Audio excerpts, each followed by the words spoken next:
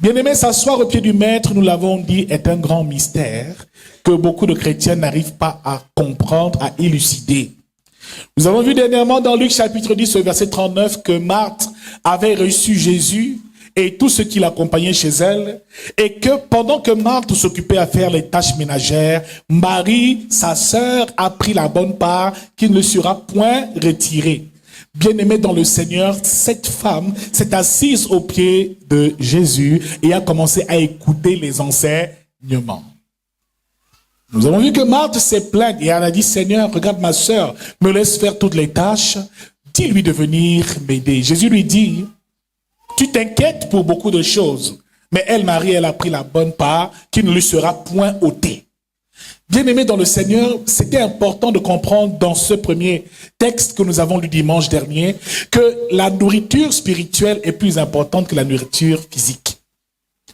Les choses spirituelles sont plus importantes que les choses matérielles. Et Marie ici a préféré se nourrir des paroles de Jésus. Elle s'est assise au pied du maître. Bien-aimés dans le Seigneur, s'asseoir au pied du maître est quelque chose de très important. Et nous allons voir à quel point cela est important. Nous allons ouvrir un texte ce matin de Luc chapitre 8 pour étayer davantage mes propos, pour davantage faire asseoir cet enseignement. Luc chapitre 8, verset 32.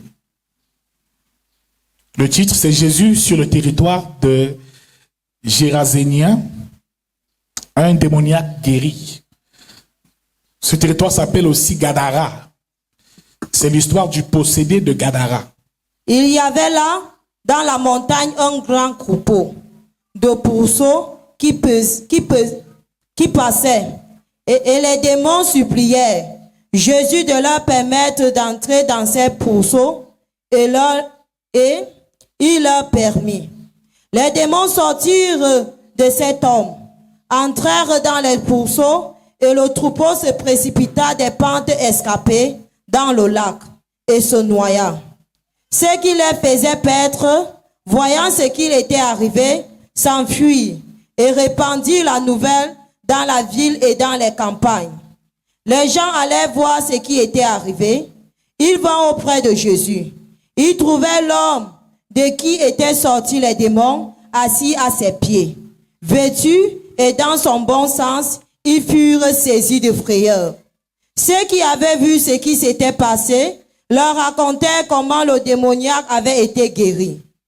Tous les habitants du pays gérasénien prièrent Jésus de s'éloigner d'eux, car ils étaient saisis d'une grande crainte. Jésus monta dans la barque et s'en retourna. L'homme de qui étaient sortis les démons lui demandait la permission de rester avec lui. Mais Jésus le renvoya en disant, « Retourne dans ta maison et raconte tout ce que Dieu t'a fait. » Il s'en alla et publia par toute la ville tout ce que Jésus avait fait pour lui. Alléluia. Amen. Que Dieu bénisse une fois de plus encore sa parole. Bien-aimés, nous l'avons dit déjà depuis l'entame de ce texte que nous avons lu de Luc chapitre 8, que le titre est de ce chapitre et de ces versets, c'est Jésus sur le territoire des Géraséniens, ou alors des Gadaréniens. Donc ce territoire c'est aussi appelé Gadara. Et la Bible nous fait comprendre, pour entrer dans le contexte de ce passage, que Jésus, après être revenu de la tempête en mer, s'est arrêté dans un territoire à Gadara, et il a trouvé dans ce territoire un possédé. Dis avec moi, un possédé. Un homme qui n'avait pas tous ses moyens, mais qui avait une force immense. Un homme qui faisait sa demeure dans les sépulcres. Il dormait dans les cimetières.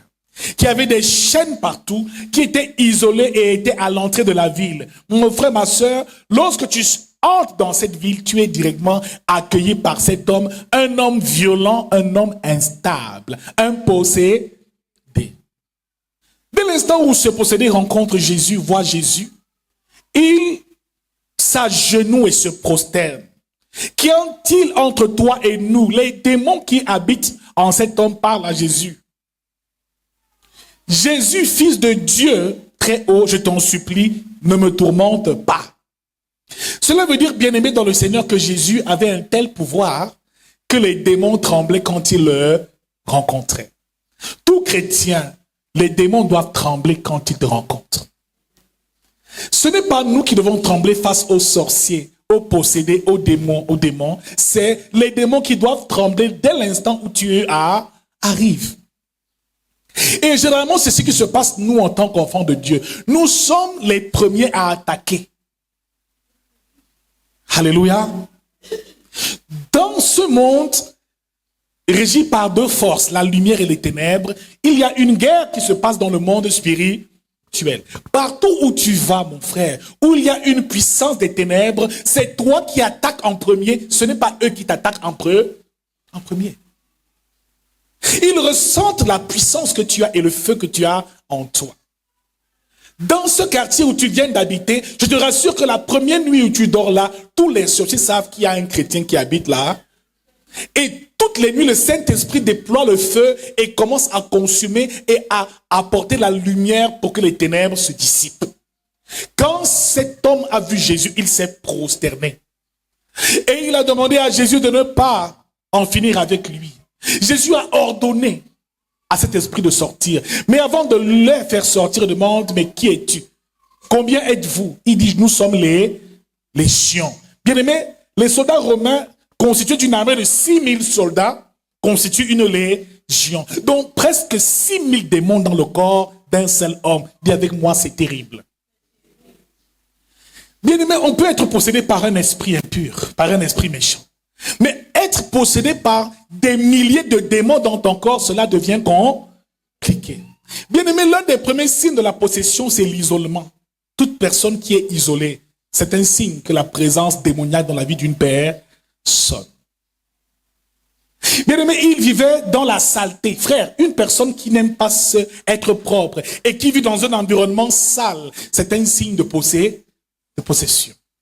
Il avait des chaînes, bien aimé, souvent, il avait une force surhumaine pour briser ces chaînes. Mon frère, ma soeur, tout possédé est enchaîné. Mon frère, je déclare que toute chaîne qui te lie encore soit brisée.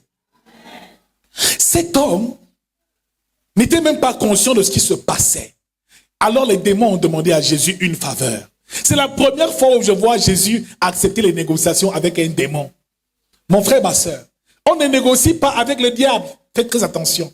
On chasse les démons. On ne négocie pas avec eux. Mais cette fois, il a demandé à Jésus de les envoyer dans un troupeau de porcs qui passait à côté. Et là, Jésus a dit ainsi soit. Les esprits impurs sont sortis. Ma prière, c'est que nous atteignions un niveau en tant que disciples où nous ayons réellement l'autorité sur les démons. Ce troupeau de pourceaux est allé tomber dans la mer et le possédé a été totalement guéri et restauré. Voilà maintenant la partie du texte qui nous intéresse. Au verset 35, les gens allèrent voir ce qui était arrivé. Ils vinrent auprès de Jésus et ils trouvèrent l'homme de qui étaient sortis les démons, assis à ses pieds. On a dit que le thème c'est quoi? S'asseoir aux pieds de Jésus. Alléluia. Comme Marie était assise aux pieds de Jésus pour écouter l'enseignement, ce possédé-là, directement après avoir reçu sa délivrance, est allé s'asseoir aux pieds de Jésus. Bien-aimé, après avoir reçu ta délivrance, il faut que tu sois assis aux pieds de Jésus, parce que en restant debout, tu risques de ne pas achever ta délivrance. Une délivrance sans connaissance est une délivrance qui est éphémère. Il devait donc s'asseoir, être enseigné. Il devait être nourri spirituellement. Il devait être formé pour par la suite former lui aussi et gagner les nations. Que nous dit la Bible dans Marc chapitre 3 au verset 14 à 15? Jésus nous dit, il a établi 12 pour les avoir avec lui et pour les envoyer avec le pouvoir de chasser les démons. Marc chapitre 3 du verset 14 au verset 15. Il en a établi 12 pour les avoir avec lui. Il en a établi 12 pour les avoir avec lui et pour les envoyer avec le pouvoir de chasser les démons. Bien-aimé dans le Seigneur, ce possédé était assis aux pieds de Jésus. Dis avec moi, assieds-toi. Bien-aimés, beaucoup veulent être debout, marcher et aller, mais n'ont pas compris que le disciple nous parle de nous asseoir aux pieds de Jésus. Avant d'aller faire de toutes les nations des disciples, il faut d'abord s'asseoir. S'asseoir révèle ici un signe de notre humilité. C'est le signe de notre soumission. C'est reconnaître que nous avons besoin de boire à la source, car c'est Jésus qui transmet la parole et la nourriture, c'est lui qui la donne. Dans Jean chapitre 4, il rencontre la femme samaritaine et lui dit, donne-moi à boire. Mais cette femme, il lui dit, si tu savais qui te parle, c'est toi qui lui demanderais de l'eau. Parce que celui qui boit de l'eau que je lui donnerai n'aura plus jamais soif. Et cette eau sera en lui une source d'eau qui jaillira jusque dans la vie éternelle. Donc ici, c'est l'homme qui a besoin de se nourrir des paroles de Dieu.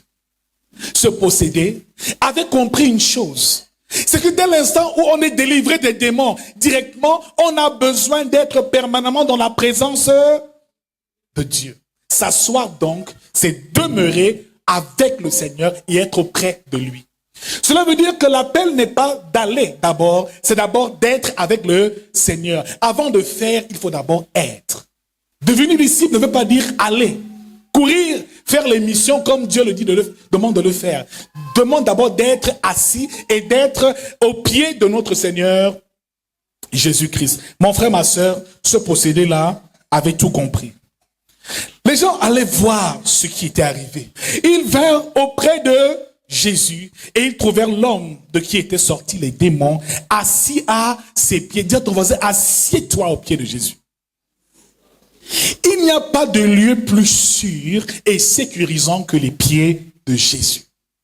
Il n'y a pas d'endroit plus stable que d'être assis au pied de Jésus. Et il dit ici, ceux qui avaient cru, ce qui s'était passé, leur racontèrent comment le démoniaque avait été guéri. Tous les habitants du pays des Géraséniens prièrent Jésus de s'éloigner d'eux. Au verset 38, l'homme de qui étaient sortis les démons lui demandèrent la permission de rester avec lui. Mais Jésus le renvoya en disant, retourne dans ta maison et raconte tout ce que Dieu t'a fait. Il s'en alla et publia par toute la ville tout ce que Jésus avait fait pour lui. Alléluia. Il s'est d'abord assis aux pieds de Jésus. Par la suite, il est allé. C'était la naissance d'un évangéliste. Il devait par la suite gagner. C'est pour ça qu'il est écrit, allez et faites de toutes les nations des disciples. Mon frère, ma sœur, nous sommes tous appelés à être des évangélistes. Cet homme, c'est un évangéliste qui était né. Il est allé répandre la nouvelle de Jésus-Christ, la bonne nouvelle du royaume, un peu partout. Bien-aimé dans le Seigneur, il est écrit dans Jean chapitre 8 au verset 32. Quand les Juifs rencontrent Jésus pour lui demander comment être disciple, il leur dit, c'est celui qui demeure dans ma parole qui est mon disciple, et vous connaîtrez la vérité vous affranchira. Donc, bien-aimé dans le Seigneur, être assis aux pieds de Jésus, c'est premièrement être avec lui. Tu vas écrire, c'est être avec lui. S'asseoir aux pieds de Jésus, du Maître, veut dire être avec lui. Demeurer dans sa présence, demeurer dans sa parole, se nourrir de lui et de chaque parole qui sort de sa bouche. Bien-aimé dans le Seigneur, si tu as été délivré et que tu ne t'es pas assis pour être enseigné, les démons qui sont partis reviendront encore. Car lorsqu'un esprit impur sort d'un corps, il s'en va errer dans les lieux arides, mais il viendra encore revisiter la demeure qu'il habitait. Mon frère, ma sœur, si tu as reçu une quelconque délivrance, pour sécuriser ta délivrance, reste assis au pied de Jésus, au pied du Maître. Deuxièmement, que veut dire s'asseoir au pied de Jésus? Alléluia.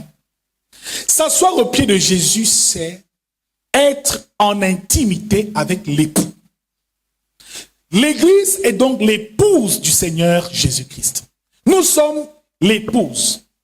Toute toute rencontre et tout contact avec Jésus est le signe effectivement d'une communion, d'un amour, d'une intimité, d'une rencontre intime avec l'époux. Mon frère, Jésus-Christ est la tête et nous sommes tous membres de son corps. À chaque fois que tu viens à l'église, écouter la parole de Dieu, c'est une épouse qui vient à la rencontre de son époux. C'est une relation d'amour et d'intimité. Alors l'église est dans le corps de Christ. Le corps de Christ. Et nous sommes membres de ce corps. Dès l'instant où nous nous réunissons ensemble, le corps est formé. Cela veut dire très certainement que toute bénédiction excellente découle de notre fidélité et de notre intimité, de notre communion, de cet amour que nous avons avec le Seigneur Jésus-Christ. Mon frère, ma sœur, être assis aux pieds de Jésus, c'est simplement être dans l'intimité avec lui. Alléluia. C'est pour cela que nous louons le Seigneur le dimanche. C'est pour ça que nous témoignons des bienfaits. Nous sommes en train de séduire notre époux. Quelqu'un comprend de quoi nous parlons? C'est pour ça que quand tu danses avec la joie le dimanche matin, le jour du sabbat, tu viens honorer le jour du sabbat. Mon frère, tu es en train de rendre un culte à ton Seigneur. C'est une épouse qui se fait belle pour son nez. Ne t'habille pas n'importe comment quand tu viens te présenter dans la maison de Dieu. Quand tu lui donnes ta louange, qu'elle soit excellente. Donne-lui ton adoration, qu'elle soit excellente et que tout soit parfait. Et dès l'instant où le Seigneur se réjouit et siège au milieu de la louange et de l'adoration, il déverse sa grâce en abondance. Bien-aimés dans le Seigneur, beaucoup se retrouvent à la maison le dimanche, c'est un grave péché. La Bible déclare qu'il a honoré le 7e jour et il s'est reposé le 7e jour. Il demande donc d'honorer le jour du sabbat. Un chrétien qui rate le culte le dimanche, une fois, on peut le tolérer parce que c'était un cas de force majeure. Mais la deuxième fois, je le dis encore, c'est un chrétien rétrograde. S'il a raté 2 dimanches, c'est très grave. C'est un péché mortel.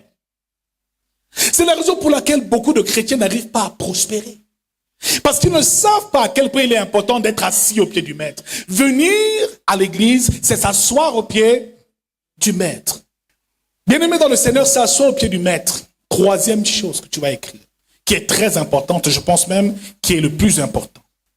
Être assis au pied du maître, c'est être planté, enraciné en lui. S'asseoir au pied du maître, c'est être planté dans la maison de Dieu. Psaume 92, au verset 13. Les justes croissent comme le palmier, ils s'élèvent comme le cèdre du Liban, plantés dans la maison de l'Éternel. Donc le psaume 92 nous dit que le juste est planté dans la maison de l'Éternel. Il prospère dans les parvis de l'Éternel. Donc frère, la dimension où le disciple s'assoit au pied du maître, cela veut dire qu'il s'enracine. Il est planté dans la vigne du Seigneur. Être planté, c'est être enraciné. Être planté, c'est être stable. Être planté, c'est être fixe. Être planté, c'est être fidèle. Mon frère, ce que Dieu désire pour nous bénir, c'est notre fidélité. On doit être, nous les justes, le psaume 1 nous le dit aussi, le juste est comme un arbre planté au bord d'un courant d'eau qui produit du fruit en sa saison. Mon frère, nous sommes des arbres plantés. Tout commence par cette prise de conscience. C'est que ce que Dieu veut voir pour nous bénir, il veut voir que nous soyons enracinés. Nous devons être fixés au même endroit. Un arbre ne bouge pas. C'est la raison pour laquelle beaucoup de chrétiens ont des problèmes. Ils sont instables. Ils varient permanemment. Un jour ils sont là, un jour ils ne sont pas là. À chaque fois que la rosée descend, à chaque fois que la louange monte, la bénédiction descend et Dieu vient permanemment visiter son église, son peuple. Et au moment où il y vient, souvent nous ne sommes pas là. Dans Genèse chapitre 3 au jardin d'Éden, après la désobéissance d'Adam et Ève, quand Dieu est venu, Adam et Ève avaient changé de position. Ils n'étaient plus là où Dieu les avait laissés. Des chrétiens vont d'église en église, de prophète en prophète, d'assemblée en assemblée, on ne sait pas ce qu'ils cherchent. C'est un instant où tu vas t'enraciner, que Dieu va te visiter. La bénédiction commence quand il est conscient et qu'il est sûr que toi, tu restes fidèle. Que nous dit la Bible?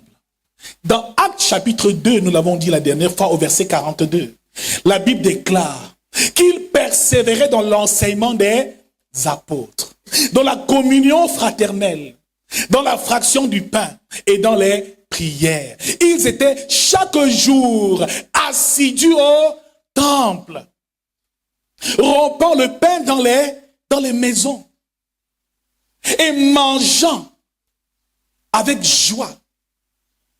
Alléluia. Cela veut dire, frère, que les disciples, dès l'instant où ils ont reçu la mission, ils s'enracinaient et ils étaient au temple tous les jours. Donc être assis au pied du maître veut dire être fidèle à son enseignement, mais être fidèle aussi au temple. Bien-aimé, être fidèle au temple, je le dis bien au temple.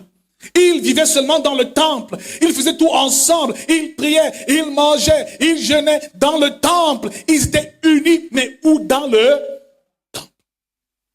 Alors il n'est pas question que tu me dises, oh dimanche là, je ne me sentais pas bien. Si tu es malade, viens, on va prier pour toi, tu vas guérir. Mon enfant était là, vraiment, il chauffait le matin, j'ai raté le culte. Non, qui t'a donné l'enfant? C'est Dieu. Seigneur, le voilà, guéris-le. Donc la plupart des problèmes, c'est notre instabilité. Très rares sont les chrétiens qui vont te dire, j'ai fait 10 ans à cet endroit. C'est très rare. Alléluia. Rares sont ceux qui vont te dire, j'ai fait 30 ans auprès du même père spirituel, de mon assemblée, et je suis resté fidèle. Mon frère, c'est de là que partent toutes les bénédictions. Le culte est la plus grande délivrance qui soit, qu'on ne vous mente pas.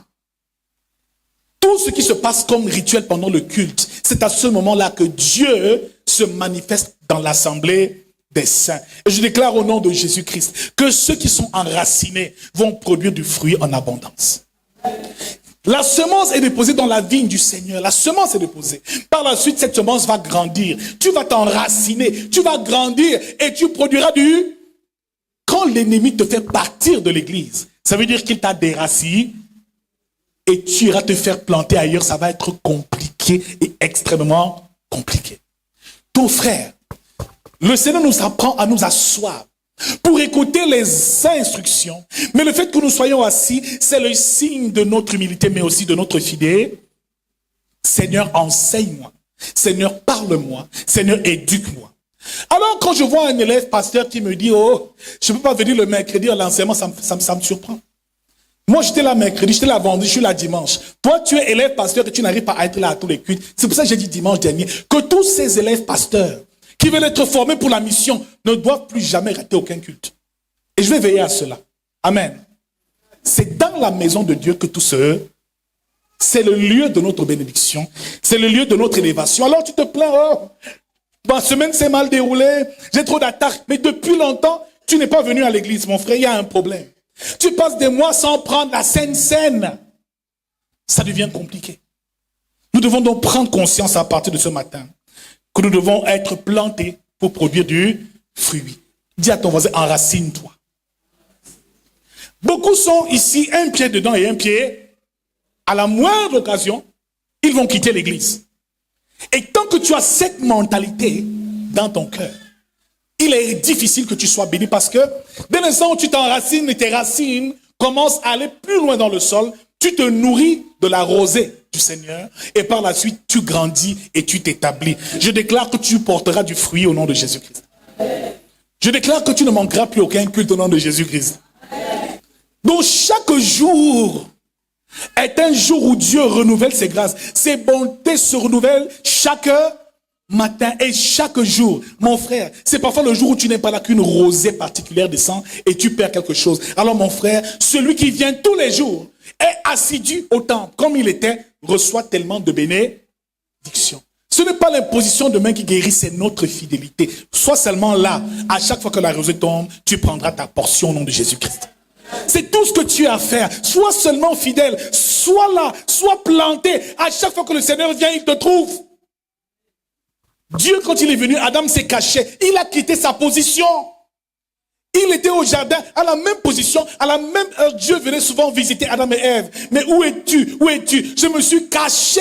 Adam a changé de position. Le péché l'a éloigné de la présence de Dieu. Et je te rassure, si tu es retombé dans le péché, reviens. Alléluia. Matthieu chapitre 11, verset 28 nous dit, « Venez à moi, vous tous qui êtes fatigués et chargés, et je vous donnerai du repos. » C'est quand tu t'assois pour commencer à être enseigné, où la parole commence à te nourrir, que tu commences à avoir le repos. Cela veut dire qu'il y a beaucoup de problèmes qui partent lorsque tu deviens fidèle. Il y a beaucoup d'attaques qui commencent à cesser dès l'instant où tu es régulier dans la présence de Dieu. Ce n'est pas de la sorcellerie, mais le problème c'est qu'un jour tu es là, après un jour on ne te voit plus. Un jour tu viens, après un jour tu ne viens plus. Un jour tu viens louer l'Éternel, après 2 mois, 3 mois, 4 mois après on te revoit bien aimé dans le Seigneur. C'est cette instabilité qui fait à ce que le Seigneur n'arrive pas réellement à déverser sur nous sa grâce. Dis à ton voisin, enracine-toi. Plus tu vas être donc enseigné, assis au pied du maître, plus tu verras comment est-ce que ta vie va commencer à être transformée. Le fardeau deviendra léger de plus en plus. Certains viennent seulement chercher les bénédictions et partir. C'est avec cette mentalité qu'ils viennent à l'église. Bien aimé, un arbre qui est enraciné, qui est planté, le vent et les tempêtes ne peuvent pas le déraciner. Je déclare que rien ne te déracinera du lieu où tu es planté. Rien ne te déracinera de la source de ta bénédiction. Mon frère, personne ne va me faire partir de cette église. Alléluia. Ça fait 10 ans que tu es parti, tu vas me retrouver, je suis au même en train de faire la même, et tu verras comment est-ce que Dieu va continuer de m'élever, plus il verra ma fidèle. Sois entier, sois fidèle, sois loyal, sois vrai dans l'assemblée des saints. Nous sommes une famille et soyons donc tous enracinés, parlons d'un même cœur et soyons unis. Ils étaient une même âme, un même cœur dans le Seigneur. L'église primitive, le succès, c'était la communion qu'ils avaient ensemble, mais aussi leur fidélité. Ils étaient fidèles au temple, mon frère.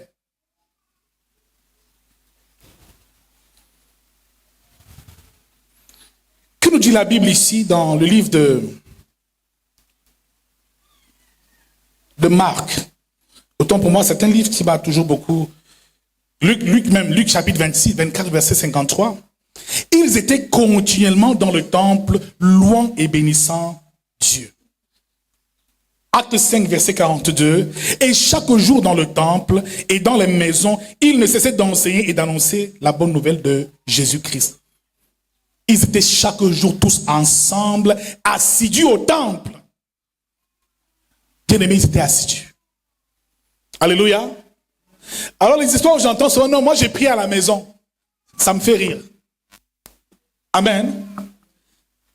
Dans le corps de Christ, tu es peut-être l'orteil. L'orteil se met pris là-bas tout seul. Ça n'a pas le même poids.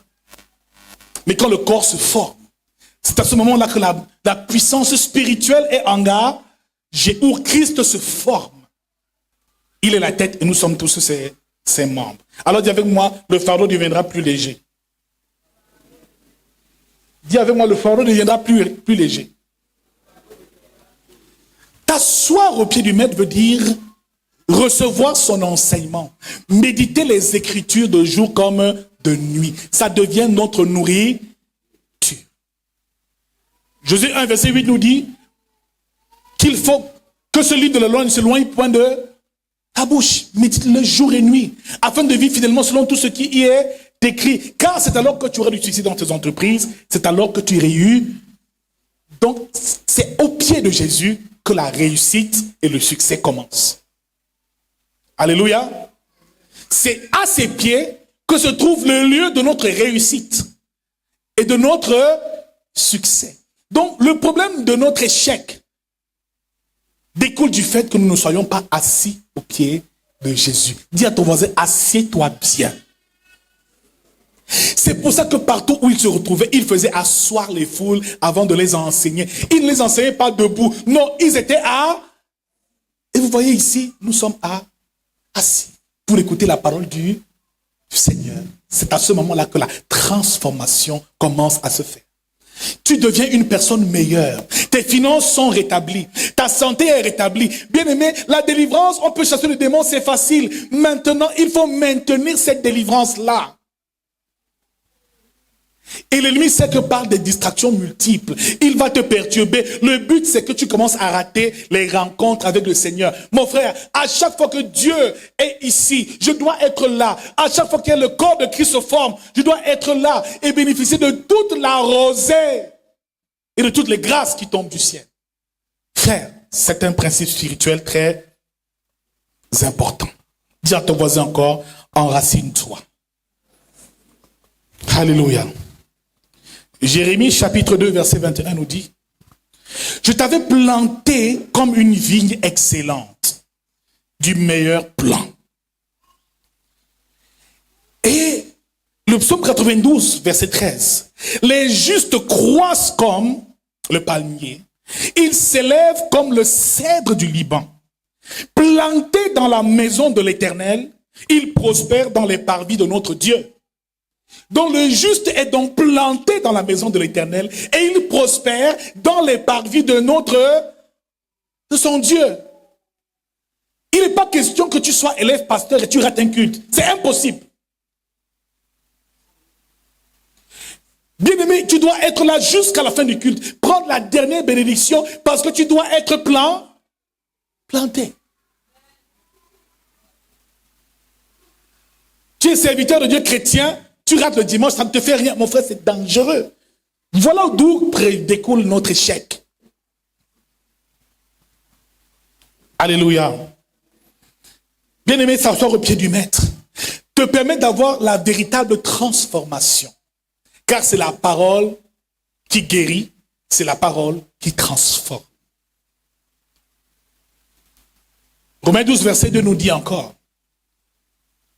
soyez transformés par le renouvellement de l'intelligence, afin de discerner quelle est la volonté de Dieu, ce qui est bon, agréable et parfait. Il commence en disant, ne vous conformez pas au siècle présent, mais soyez transformés par le renouvellement de l'intelligence, afin de discerner quelle est la volonté de Dieu, ce qui est bon, agréable et parfait. Voilà les trois niveaux de la volonté de Dieu. Il n'y a pas la volonté permissive de Dieu, c'est une fausse doctrine. Dieu, sa volonté est parfaite, bon, agréable et parfaite. C'est ce qui est bon, agréable et parfait. Donc pendant que la parole sera distillée, pendant que tu vas te nourrir de cette parole, elle va non seulement te guérir, mais elle va te transformer. C'est là où tu ressembleras à la même image de Christ et tu iras de gloire en... Le problème, c'est que dès l'instant où on a reçu un don spirituel, on veut courir, aller délivrer tout le monde. On ne veut pas s'asseoir pour être enseigné, pour être formé. Et c'est la raison pour laquelle il faut s'asseoir au pied de quelqu'un.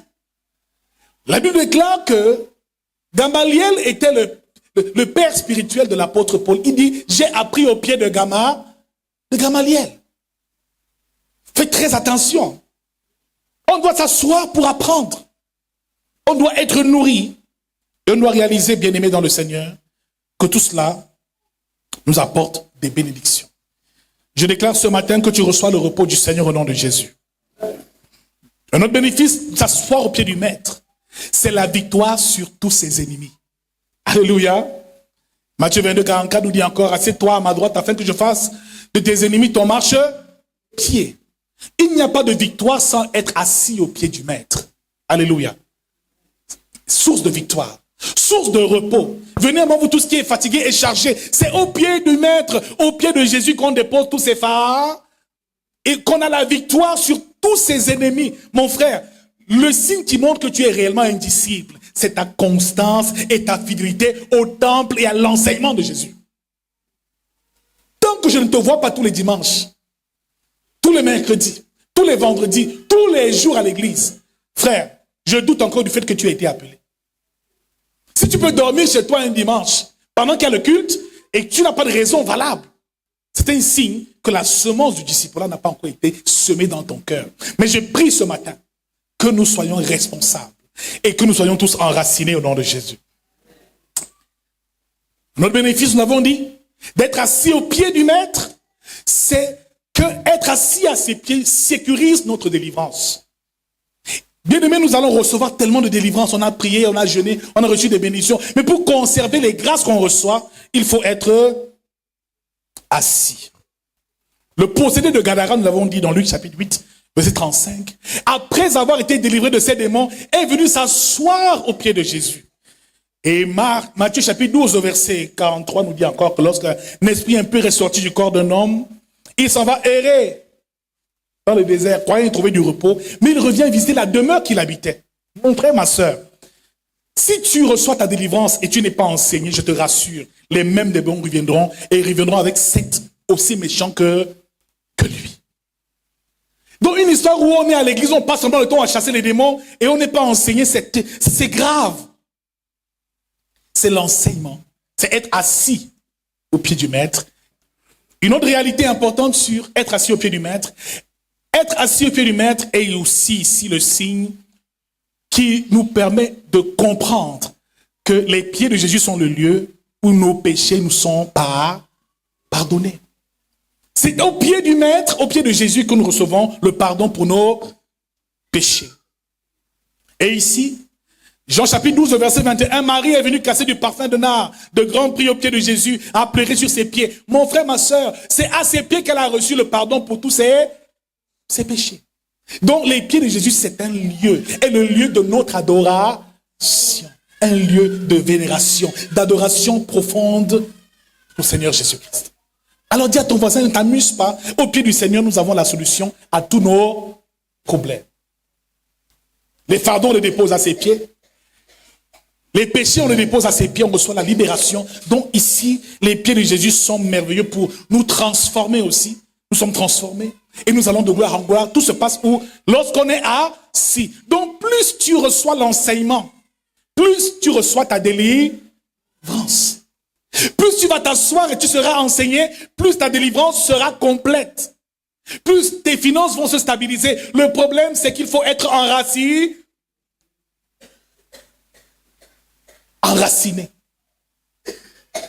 Tu dois être comme un arbre planté. Plante-toi, pousse les racines, commence à te développer, à grandir dans la maison de Dieu, dans l'église. C'est ici que tout se passe. Alléluia. Avant-dernière réalité que nous voyons avant de nous séparer sur le mystère des pieds de Jésus, c'est à ses pieds, mon frère, qu'on reçoit la grâce et la puissance de son sang. Alléluia. La puissance du sang de Jésus-Christ intervient aussi à ses pieds. Parce que la Bible déclare qu'il a été cloué où aux pieds. Alléluia. C'est un grand mystère, les pieds de Jésus. Alléluia. Quand on transperce Jésus aux pieds, c'est pour qu'au travers de ces gouttes de sang qui sortent de ces meurtrissures, nous recevons non seulement la guérison, mais nous recevons aussi la grâce de Dieu. Alléluia. Bien-aimé, l'instant où tu veux marcher, parce que les pieds nous servent à marcher. Les pieds nous servent à évoluer. Alors, dès l'instant où tu te rends compte que tu es limité dans ta marche, invoque le sang des pieds cloués de Jésus. Alléluia. Encore à ses pieds, nous recevons la délivrance, la restauration, et nous pouvons évoluer. Pour guérir, bénir les lieux, c'est le sang des pieds. Alléluia. Et chaque lieu foulera la plante des pieds, Dieu te donnera en possession. Pour posséder un lieu, c'est le sang de Jésus, mais spécifiquement le sang de ses pieds. Mon frère, être assis au pied de Jésus nous accorde tellement de bénéfices et de bénédictions au nom de Jésus. Jean chapitre 19, verset 25. Marie, Marthe et toutes les autres femmes étaient au pied de la croix, au pied de Jésus lorsqu'il mourait. Il lève les yeux et dit, fils, voici ta mère. Femme, voici ton fils. Au pied de Jésus, on reçoit aussi la direction divine. Il te donne la direction, la révélation sur ta vie et sur ta mission. Alors quand tu viens ici, tu dis, Seigneur, je viens à tes pieds. À tes pieds, je dépose mes fardeaux. Sache que c'est une réalité spirituelle. Les pieds de Jésus, c'est non seulement des pieds physiques, mais c'est une dimension spirituelle que tout chrétien doit expérimenter au quotidien. Quand nous arrivons ici dimanche, nous venons aux pieds de Jésus. Bien-aimé, sache que tous les problèmes que tu as eu tout au long de la semaine, c'est à ses pieds que tu vas venir déposer. Alléluia. C'est à ses pieds. Donc ici, là, nous sommes assis aux pieds de Jésus. à chaque fois que nous sommes dans sa présence et nous le louons, nous sommes assis à ses pieds. Et je déclare que tout fardeau est ôté ce matin au nom de Jésus. Le fardeau de la pauvreté ôté. Le fardeau de la limitation ôté. C'est-à-dire que le fardeau du célibat ôté. Tout se passe au pied de... Reçois le repos pour ton âme ce matin. Recevons tous le repos pour nos âmes. Quand j'entre à l'église, je ne rentre pas avec mes péchés. Je ne rentre pas avec ma maladie.